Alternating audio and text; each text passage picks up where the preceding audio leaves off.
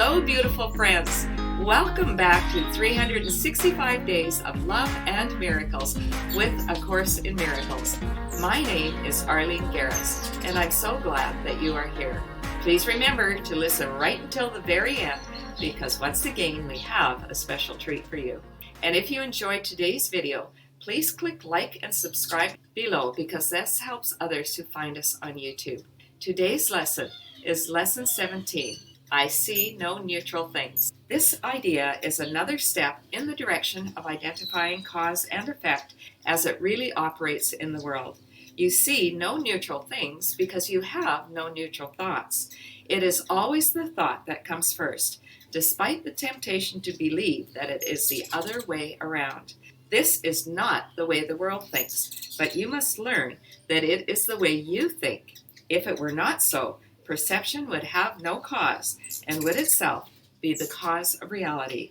In view of its highly variable nature, this is hardly likely. That our perception determines what we see is a main tenet of the Course. What is going on in my mind determines what I see out there in the world. I have no neutral thoughts, and neither do you. None of us have any neutral thoughts. We are taught from our earliest days to see duality, good and bad, happy, sad. We take that experience and we overlay that onto what we see.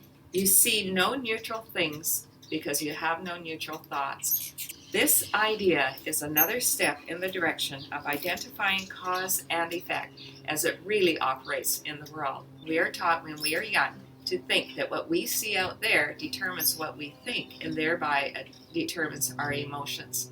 And this is telling us that the exact opposite is true. What is going on inside of our mind is like a movie projector, and we project what we already believe onto what we see in the world. That is what then determines our emotions. So if we want to change our world, we change our thinking. That's what the Course is all about. We're trying to change our thinking. Isn't it exciting to understand this? I think it's the most wonderful thing, and it is absolutely life-changing. Let's read on. I see no neutral things because I have no neutral thoughts. Then look about you, resting your glance on each thing you note long enough to say, I do not see a neutral blank because my thoughts about blank are not neutral. For example, you might say, I do not see a neutral wall because my thoughts about walls are not neutral. I do not see a neutral body because my thoughts about bodies are not neutral. Two men looked out through prison bars. One saw mud, the other stars. I love that old saying because it's really helped me to see how my thinking determines what I see out there. Do you want to see mud or do you want to see stars? The choice is up to us. If we want to really understand how we are taught through our culture, through our schools, through our churches, through our families, how we are taught to see things, all we have to do is travel to other countries, and even more so to live in another country. It has been a real education to live in Mexico for half of every year, to be a homeowner, and thus to belong to the Homeowners Association. When we have our meetings once a year, the difference between how Mexicans like to do a meeting and how Canadians do a meeting is very different. Our Homeowners Association is pretty much half and half between Mexicans and Canadians and Americans. The Canadian and American way of thinking is very linear. We like to do things in order. We follow the agenda exactly. And most of us like to keep our comments brief to the point so that we can get out of that meeting as fast as possible. Not so in Mexico.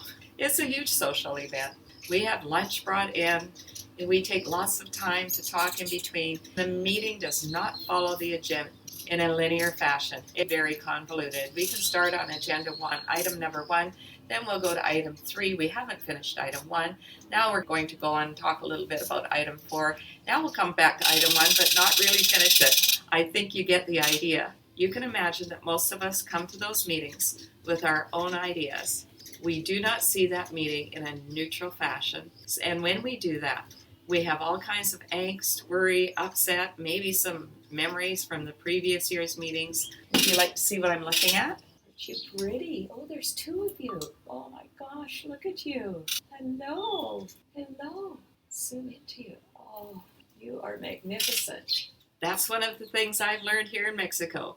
You don't need to just keep on moving right through whatever it is. You don't need to be quite so task-oriented that you can't stop and enjoy the moment. That's also a basic principle in the Course in Miracles. Stay present. Enjoy what's right in front of you. Don't get distracted by your agenda. It's been a wonderful lesson. This lesson would really help all of us to be able to get through those meetings in a much more loving fashion, let go of our old ideas, and just enjoy the moment, and to be able to see it in a neutral way. That's a tall order, and I believe that it takes many years of practice in A Course in Miracles to be able to get there, but that is my goal. I'm aiming in that direction at least. Let's read on. As usual, it is essential to make no distinctions between what you believe to be animate or inanimate, pleasant or unpleasant. Regardless of what you may believe, you do not see anything that is really alive or really joyous. That is because you are unaware as yet of any thought that is really true and therefore really happy. Given that we're only 2 weeks and a couple of days into the course, we have not trained our minds to really see through the eyes of God. That is what we're aiming for. But this section tells us we haven't yet arrived. We're not able to see what's really true, what's really happy, what's really alive or really joyous. But we are going to get there if we continue practicing the course. Let's read on. 3 or 4 specific practice periods are recommended, and no less than 3 are required for maximum benefit, even if you experience resistance.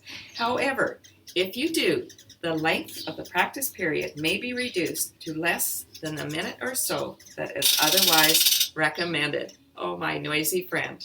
The joy comes from within, and I project what I see out onto the world. That's what we're aiming for, and we will get there if we continue to practice these lessons. These beginning lessons are a bit like playing the scales, if you've ever taken music lessons. They can be tedious, but very rewarding. When we practice our scales, we're building the foundation that is going to make the rest of our learning that much easier. That's what these beginning lessons are. We're building a foundation that is going to open our eyes and make the rest of our learnings so much easier to grasp. The practice periods for today, morning, evening, and 1 or 2 throughout the day at a time that works best for you. I would suggest that you make these times consistent because we are going to be building on them. But if we establish a regular practice period right at the beginning, it will make it that much easier to remember and that much easier to follow. I like to set the timer on my watch or on my phone, and that way I'm sure to remember it.